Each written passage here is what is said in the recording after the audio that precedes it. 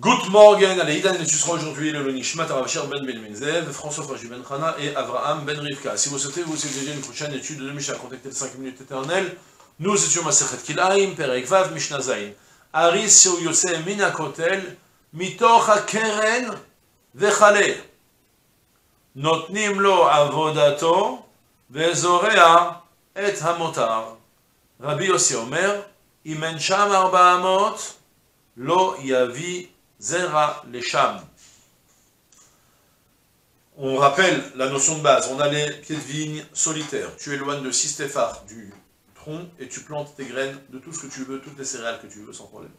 Si par contre tu as un kérem, un vignoble, tu dois dans ce cas-là laisser 4 amot tout autour et même au milieu avec plein de lois rigoureuses. Et on a la halakha du haris qui est particulière.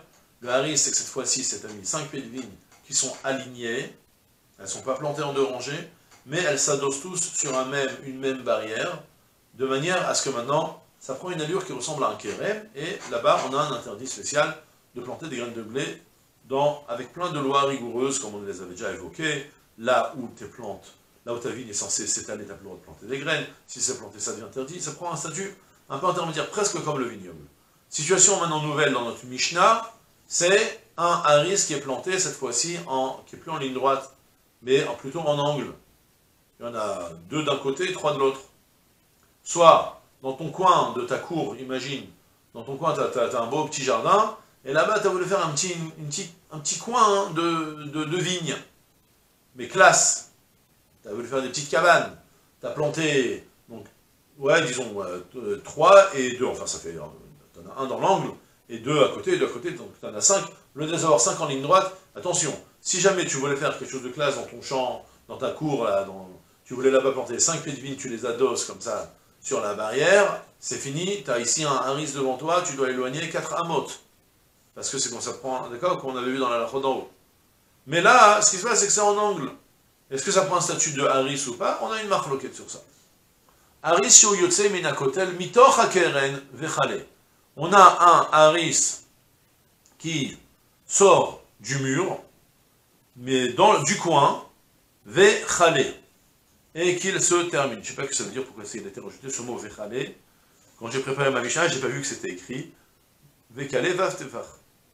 Bon d'accord, ok, bon, je sais pas ce que c'est venu rajouter spécialement, mais j'ai pas vu de... d'accord. En tout cas, c'est comme ça que c'est expliqué, il y en a 5 qui te sortent, mais donc 3 et 2.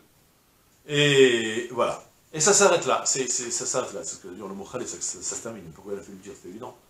Notnim lo avodato. Alors la Mishnah me dit, écoute, moi, ça prend pas un statut d'haris, tu lui donnes juste avodato, tu lui donnes donc 6 téphars depuis les pieds de vigne d'un côté, 6 téphars depuis les pieds de vigne de l'autre, tu n'as plus besoin d'éloigner de 4 amot, parce que c'est pas un haris, comme c'est pas aligné en ligne. C'est pas non plus un vignoble, parce que c'est pas 2 rangées. Ouais, pour que ce soit 2 rangées, il y avait des halachot rigoureuses. Vous vous rappelez, shtaim keneged shtaim bechad yotze zanav. Il fallait 2 et 3. Ou le mettre le 3e, c'est toute une histoire, marloquette intéressante, mais en tout cas, il fallait au minimum 2 rangées. Là, tu n'as pas 2 rangées, tu as une rangée d'un côté et une rangée de l'autre. Ça n'a pas été en ligne comme ça, d'accord?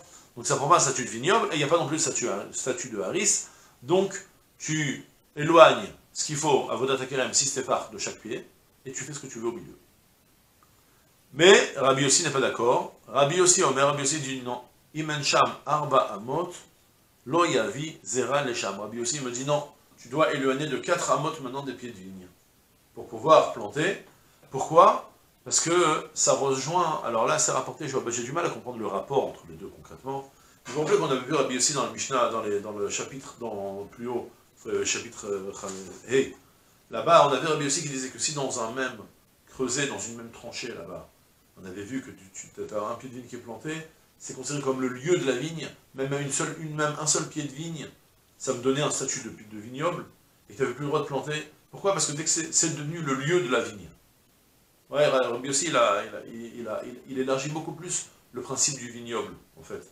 Il y a le vignoble rigoureux, que c'est au moins 2 rangées, on a le haris, mais d'après Rabbi aussi, dès que tu vas avoir le lieu de la vigne, ça prend un statut de vignoble, tu n'as plus le droit de planter, tu dois éloigner de 4 amot.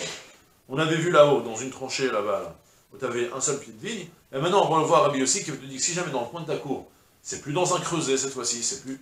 Mais malgré tout, c'est devenu un coin que tu comprends que si jamais tu as commencé à faire un carré entre les deux, c'est devenu le lieu du vignoble, c'est le lieu de la vigne, et tu dois là-bas nécessairement éloigner de 4 amotes depuis les pieds de vigne pour pouvoir commencer à planter tes graines au milieu, d'accord?